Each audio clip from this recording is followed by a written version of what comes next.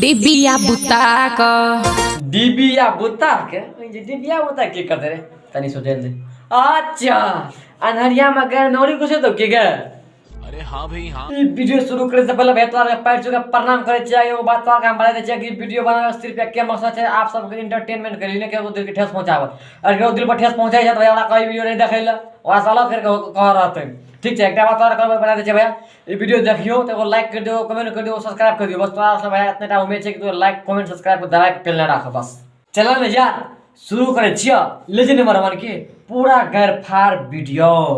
छौरी के छोड़ा देब खाली छुआई का तोरा सामान पर माल छुआई का।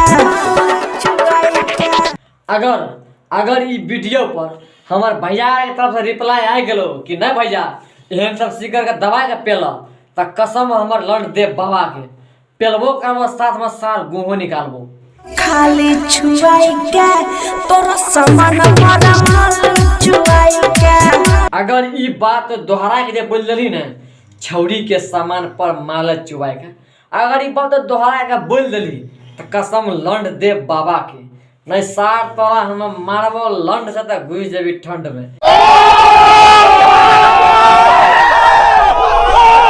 मकई के खेत में ललियोगे छौरी गे मकई के खेत में ललियोगे छौरी अबहरी लेबो तोरा घर में बोलाई के।